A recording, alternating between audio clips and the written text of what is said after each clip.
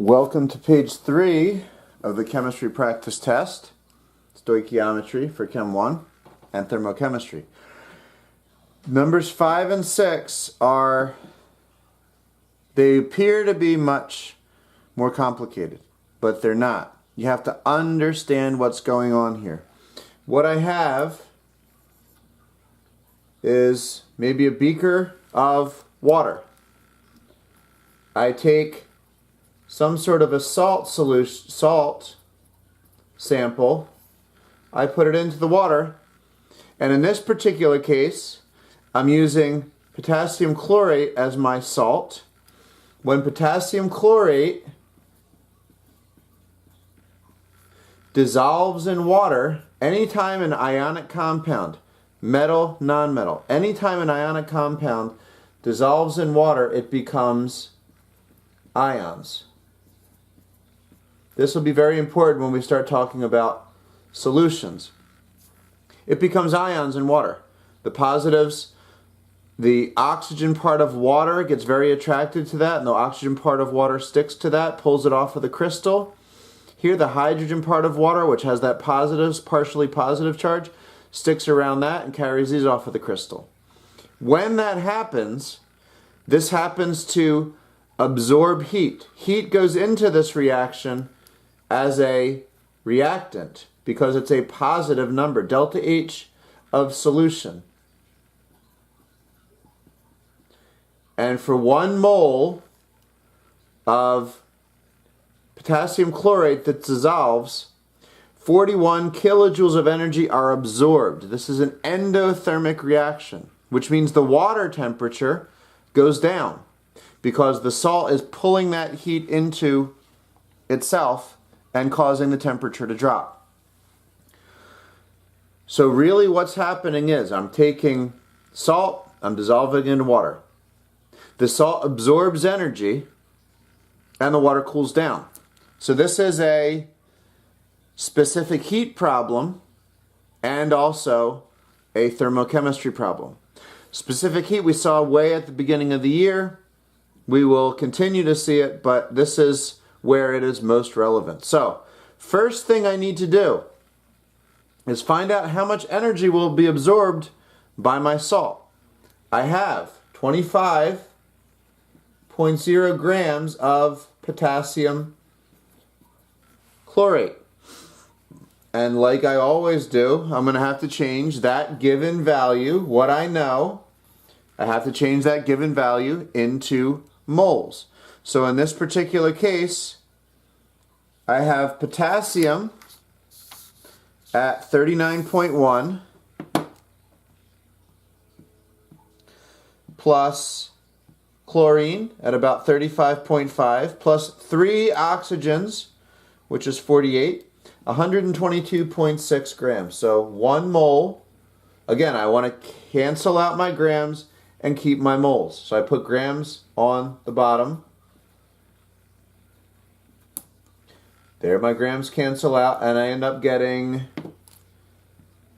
25 divided by 122.6 is 0.2, we'll call it 0.204 moles of potassium chlorate. Are there any other things that I need to be accounting for here? Yes, because this much potassium chlorate is going to absorb a certain amount of energy. 1 mole of potassium chlorate absorbs 41.38 kilojoules of energy. So, how do I deal with this? One of 2 ways. 1 mole of potassium chlorate absorbs 41.38 kilojoules of energy equals 0.204 over x, which means x equals 0.204 1 times x times 41.38, which would equal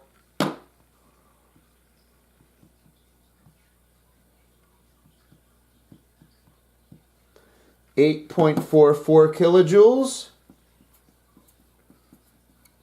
Or I do the same thing up here. I would do 41.38 kilojoules over 1 mole of potassium chlorate. I think all of that fits on the screen. Yes. And I would get exactly the same answer, 8.44 kilojoules. That is the energy that was absorbed by potassium chlorate. Where did the energy come from? It came from the water. So now we have energy. We can represent energy in two ways, delta H or Q. And if you remember way back when we did specific heat, Q equals mc delta T. Mass, specific heat for water is 4.184 joules.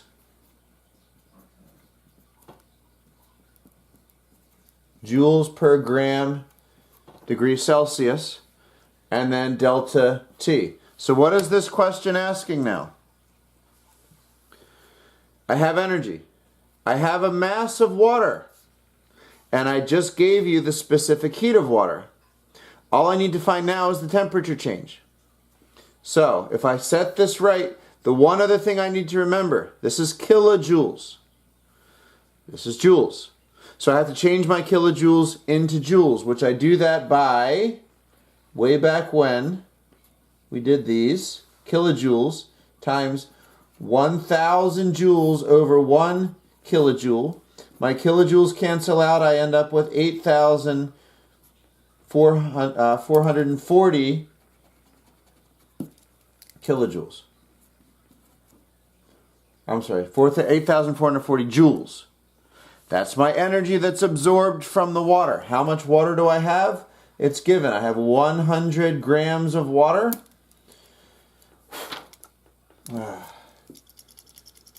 Okay.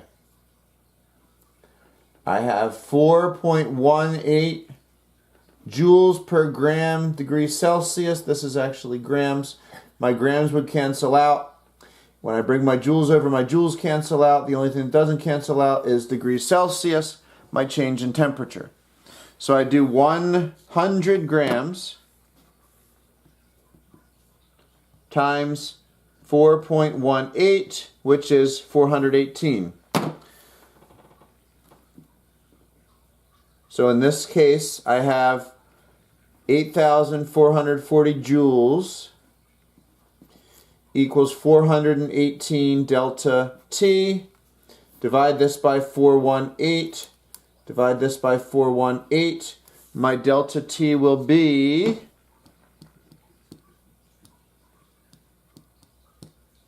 20.2, we would say. Really 20 degrees. So, that's my change in temperature. Now, if I look, just to be clear, my grams canceled out here. I'm left on this side with joules and degrees Celsius. On this side, I would be left with joules, and then I would have to find, I'd realize that my joules cancel out. I'm only left with degrees Celsius as my unit, so 20 degrees Celsius is my unit, if I really want to be very careful about this. So my change in temperature is 20 degrees Celsius. Which means, starting at 30 degrees, I went down 20 degrees. How did I go down 20 degrees?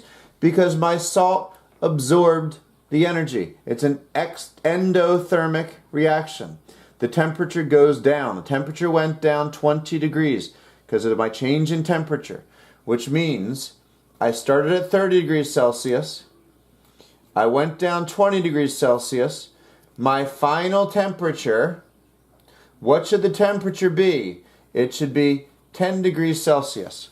That's how a cold pack might work. You have some sort of a salt that's going to absorb energy. You break the packet where the salt mixes with the water, the temperature of the water goes down. That's why I want you to understand this. This has lots of real impact in the world. When you take salt, you're making ice cream. You take salt and you put it on the ice. The temperature of the ice cream you're making goes down. The reason why is because salt, when it dissolves in water, absorbs energy. It makes things colder. This has a lot of practical uses, and I want to make sure you understand both how something might cool down, and at this last problem, how something might warm up. I'll have to make sure I'm lined up properly. I'm not even close. Let me see, is that any better? Not really. Getting there.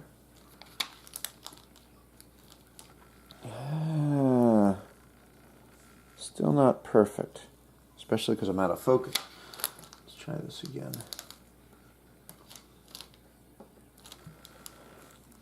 All right, that looks about as good as I can make it. So, in this particular case, hydrogen chloride, HCl, is releasing energy. So if I have hydrogen chloride, which is a gas, I mix it into water. Just like any ionic compound, this becomes ions. Anytime I have an H+, I'm talking about an acid. This is hydrochloric acid, which we will talk about more fully when we get to acids and bases, which is coming up. But this is hydrochloric acid. When you dissolve hydrochloric acid in water, energy is released. So for 1 mole of hydrochloric acid, I'm releasing 74.84 kilojoules of energy. It gets very hot. This is why, if you remember way back in the beginning of the year when I took acid, I took sulfuric acid in that case, mixed it in water, the container got very hot. It's because when you put acids in water, they tend to release energy into the system. The temperature of the water goes up. Now, since I just bumped this, I got to check to make sure I'm still where I need to be. Okay, I hope this is still continuing to focus properly. With the molar heat of solution, so 1 mole of hydrogen chloride dissolves in water and becomes hydrogen ions. 1 mole of hydrogen ions, 1 mole of chloride ions, and it also releases heat, 74.8 kilojoules of energy. So, knowing that, first step is to figure out how much energy is released from the hydrogen chloride I have. As I told you, hydrogen chloride is a gas at STP. I can't do grams to moles, but I can do units to moles. I have 4.20 liters of hydrogen chloride. 1 mole over 22.4 liters. I can change liters to moles if I'm talking about a gas. So that is 4.2 divided by 22.4 equals 0.1875. Now that's not the proper number of significant digits, but for the time being, we can work with that. Now, what do I do from there? I know how many moles of hydrogen chloride I have. I need to find the energy that is released. 1 mole of hydrogen chloride releases 74.8 kilojoules of energy. 1/2 a mole of hydrogen chloride would release 37.6 kilojoules of energy, something thereabouts. Okay? So I can do this one of two ways. I can do my mole conversion that way, which is the faster way, and it gives me, if I'm really being correct there, 74.84, it will give me 14.03 kilojoules of energy. And again, that's already my units of energy. I don't have to go from moles back to units. I have my units already. That's why this is a little bit easier actually than traditional stoichiometry. I can do it that way or I can do it this way. 1 mole of HCl gives me 74.84 kilojoules of energy. That's the same relationship as 0.1875 moles of hydrogen chloride over X kilojoules. And if you notice, I'm doing exactly the same thing. 1x equals 7.84 times 0.1785, which equals 14.03 kilojoules. Either way, I get the same amount. Now, from there, that is the energy component of my equation. I take hydrochloric acid, I dissolve it in water. That energy is released into the water. So we're talking about energy here. My specific heat equation hasn't changed. Same one. Energy going into the water equals the mass times the specific heat times the temperature. I want to find the temperature change now. The temperature will go up in this case because energy is released. The only challenge is my specific heat for water is 4.18 joules per gram degree Celsius. So I have to change my kilojoules into joules, which would be 14,030 joules. Okay, that number I'm now going to insert in my Q equals MCAT. So my Q is 14,030. My mass have to be a little bit trickier here. I have milliliters. That's a measure of volume.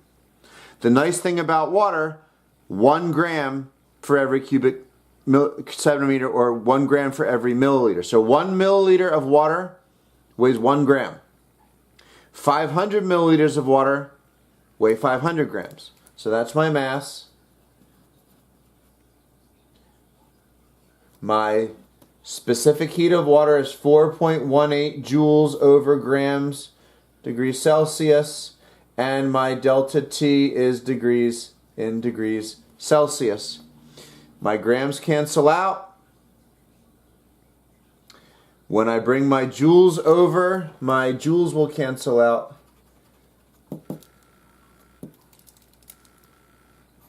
And then I'm left with my units of degrees Celsius. So I'm doing 500 times 4.18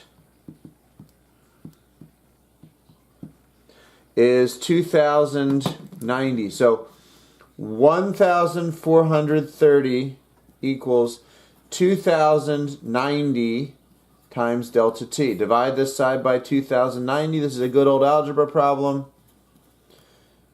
And my delta T equals 14,030 times, divided by 2090 equals 6.71 degrees Celsius. Now again, delta means change in temperature. In this case, the temperature changes. Since energy is released into the water, that temperature is going to go up. It started at 10 degrees Celsius. So it ends up that my temperature goes up 16.71 degrees Celsius, which has way too many significant digits. I'm going to have to cut this down. Really should only do to 1, so maybe I'll make it 2 by putting a decimal there. So my change in temperature would be 6, almost 7 if I round this up. So my final temperature would be my change in temperature plus my original temperature. My final temperature would be 17 degrees Celsius. That's my answer. Again, it's about breaking down this into 2 separate problems. Heat's going to be released into the solution. That heat goes into the water and it makes the water warm up. So it's a heat of solution problem.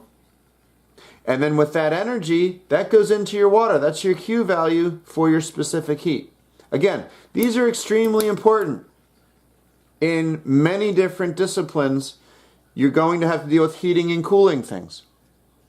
This is a very important thing you need to understand in order to proceed with any of the sciences, just because this is something that we deal with quite often.